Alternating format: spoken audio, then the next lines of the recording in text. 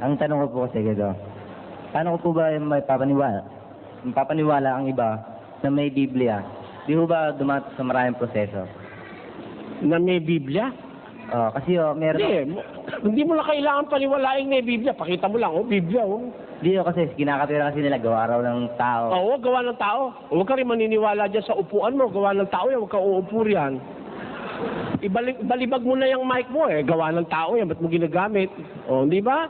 Madali naman sagutin yun Ba't gawa raw ng tao? Ba't kagawa lang ng tao yung naniniwala ka? Bakit? Yung bang kinakain mo, yung dinadamit mo, yung mampinggan na kinakainan mo, sino gumawa? Ang tao rin gumawa nun tanong, ba't nga tao gumawa? Kasi kung ipapagawa ng Diyos yung Biblia sa manok, hindi mo maintindihan. Di ba? Meron ang pangit sumulat. Yan naman, pangit-pangit naman kasulat mo, sulat manok. Tignan mo, hindi mo pala maintindihan yung sulat ng manok. Ipagawa ba ng Diyos yan sa anghel, maintindihan mo? Hindi. Ang Biblia para sa tao. Kaya tao ang pinagawa ng Diyos para maintindihan ng tao ang Biblia. Yan ang dapat na maintindihan doon. Hindi ko mo ginawa ng tao, hindi ka naman niniwala. Ngayon, may gawa ang tao na hindi dapat paniwalaan. Aling gawa? Yung gawang wala sa katwiran ng Diyos. Di ba? Yun ang hindi mo dapat. Yung kasinungalingan, yung pandaraya, yun ang wag mong paniwalaan. Pero ang Biblia, isinulat ng tao, inimprenta ng tao. Sabi ng Biblia, igalang mo yung ama't ina. Magsitalima kayo sa inyong magulang sa Panginoon. Tama ba o hindi? Tama yun, kahit konsyensya mo na lang ang sundin mo Tama yung sabi ng Diyos na igalang mo tatay mo't nanay mo Biro mo tatay mo't nanay mo, nagpalaki sa'yo, nung maliit ka, bantay ng bantay sa'yo, nagpupuyat. Tapos paglaki mo, dadabog-dabugan mo, tarantado ka. Dapat igalang mo yung magulang mo. Sabi nga ng pasyon, kahit natadtarin mo ang laman at ang iyong buto, 10 ng iyong tanang balahibo, hindi sapat ibayad sa utang sa magulang mo. Tamo? Kaya ang magulang, pinagkakautangan mo ng loob. Dapat mo bang paniwalaan o hindi? Dapat. Sabi ng Biblia, huwag kang papatay. Tama ba o hindi? Huwag kang magnanakaw. Isinulat nga ng tao, pero mali ba yun? Parang ganito. Sabi nung bata, sabi nung kapatid mong bata, Kuya, pag hindi ka kumain, 1 taon, mamamatay ka. Kung mo ba bata ang nagsabi, hindi mo papaniwalaan? Ganito lang yon. Yung piso, totoong piso, padala mo sa bata. Magkano yon? Magkano? Piso. Padala mo sa abogado. Magkano yon? Piso pa rin. Padala mo sa luko-luko. Magkano yon? Piso pa rin. Piso pa rin. Di nababago yung piso. Kahit sino may dala. Ang tao lang ang tanga. Hindi marunong umunawa. Ganito. Si Imelda Marcos, pag suotin mo ng puwit ng baso, tanong mo sa tao, ano yung suot ni Imelda? Ay, brilyante yan. Yung brilyante, pasuot mo sa pulubi. Ay, puwit ng baso yan. Kasi tanga ka Hinahatulan mo yung estado ng tao. Huwag kang maghumatol sa estado ng tao. Kahit bata ang nagsasalita, pag totoo sinasabi, paniwalaan mo. Di ba? Kahit bata. Ang totoo, sa husgado, mas pinaniniwalaan pa ang bata kaysa sa matanda. Di ba? Pag ang bata nagtestimony sa husgado, mas naniniwala ang hukom Bakit? Kasi most probably, ang bata nagsasabi ng totoo. Yun ang logic doon. Ano ibig sabihin? Hindi ko mo tao, hindi mo na paniniwalaan. Lalo na kung ang sinasabi ng tao ay galing sa Diyos, taga-sulat lang naman siya, Diyos naman na nagdidikta, ba't di ka maniniwala? Di ba? Yung sinasabi mo, harap mo sa akin, paniniwalain natin. Meron kasi akong nakausap sa PGH nung araw, isang doktor. Hindi raw siya naniniwala sa Biblia. Para ako na-intriga, Dok, alin ka ako sa Biblia, hindi niyo pinaniniwalaan? Basta ikaw ang Biblia, hindi ako naniniwala dyan. Gawa ng tao yan. Ganun ba? Dok, pwede ba babasahin ko lang sandali ang Biblia? Sabihin niyo sa akin kung naniniwala kayo kung hindi. Sabi ko, binasa ko, huwag kang sisiping sa babae sa panahon ng kanyang karumihan, sa kanyang karumalan. Dito, Dok, sabi ng Diyos, hindi raw maganda yung babae, sisipingan mo pag may regla. Yan, naniniwala ako dyan. Talagang tama yan. Hindi niya pwedeng hindi paniwalaan, doktor siya. Pag hindi, sasampalin ko siya. O, di ba? Isasampal ko sa kanya yung katwirang nasa Biblia. Di naniniwala siya ron. Dok, ito pa, babasa pa ako isa rito. Sabi ng Diyos, pag ikaw ay nakahawak ng bangkay ng isang hayop na karumal-dumal o ng isang taong namatay, maliligo ka at maghuhugas ka ng kamay. Tama ba yun, Dok? Hindi siya pwedeng tumutol eh. Kasi siya, buhay pa hinahawakan niya pagkatapos ng isang pasyente, hugas.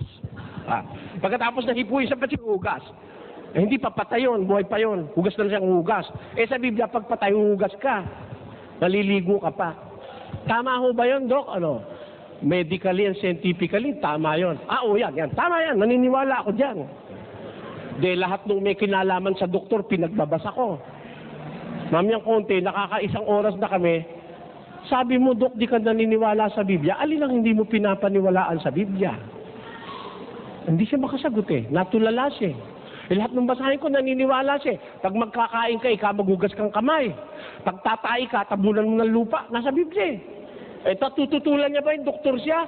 Sabihin ba niya, hindi, pagkatay mo, iwan mo na lang niya, pabayaan mo kainin ng aso. Ganun ba?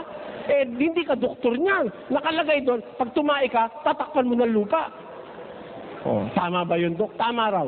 Nung kabasa-basa, bandang huli, alam mo, sabi niya, totoo pala yung Biblia. Kita mo na, di naniwala siya.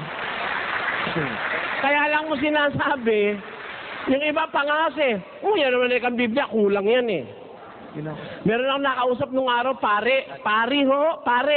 Yan naman ang Biblia, kulang yan eh. Padre. Sabi ko, okay. Alin ho ang kulang sa Biblia? Kasi pag sinabi niyong kulang, dapat alam niyo yung buo.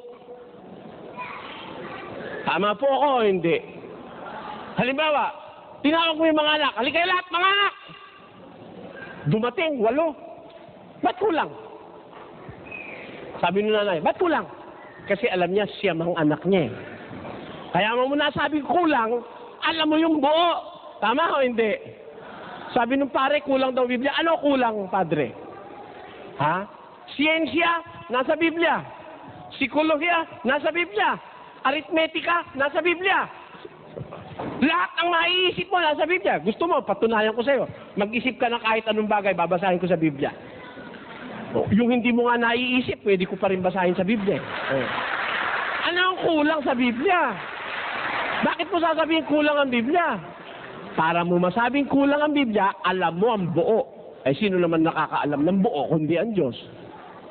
Wala naman iba nakakaalam ng buo kundi ang Diyos eh. Ako man, marami kong hindi alam eh. Di ba? Pero kung lahat lang nung iisipin mo ang itatanong mo sa akin, lahat yon, ginagarantiyahan ko sa iyo, babasahin ko sa Biblia, lahat. Gusto mo, pati ampalaya, babasahin ko sa Biblia.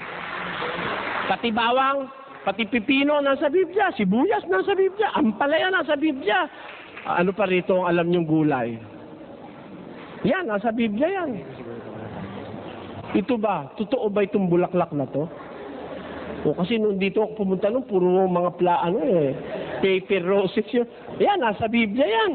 Pati nga bulaklak na artificial, nasa Biblia rin eh. Yung paper roses, nasa Biblia yun. Aeroplano, nasa Biblia. Computer, nasa Biblia. Gusto nyo, lahat nandun yun. Walang kulang yun. Ano pa tatanong mo? Pati nga numismatics, nasa Biblia eh. Pati yung tropology, nasa Biblia yon. Anthropology, nasa Biblia yon. Yung tropology, nasa Biblia yon. Walang kulang ang Biblia. Ako po kasi sa nakaraang mga 34 anyos, 35 na pala, sa awa ng Diyos, na nakagiliwang ko na yung sinasabi sa Biblia, isipin at pag-aralan. Kaiisip ko, napatunayan ko. Sabi ng Diyos, pakinggan niyo.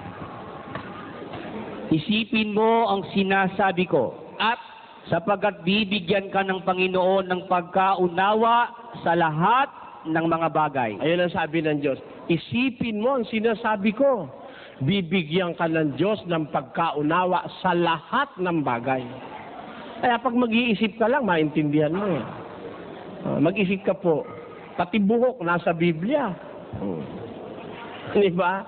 Pati kalbo nasa Biblia rin. Si Pogi nasa Biblia yun. Alaan nyo? Ha? Wala kang iisipin wala sa Biblia. Eh, tinanong nga sa akin eh, yang kakon si Ginoong Periol, nasa Biblia yan. Si Kibuloy, nasa Biblia yan. Sabi ng Biblia, lilitaw ang maraming propeta. O, di ba nakasulat na sila ron? Kasama sila ron eh. Maayos mo ba yun? Malay mo, pati ako kasali ron. Ganon yun. Kaya lahat nasa Biblia yan. Huwag kang magduda sa Biblia iyo.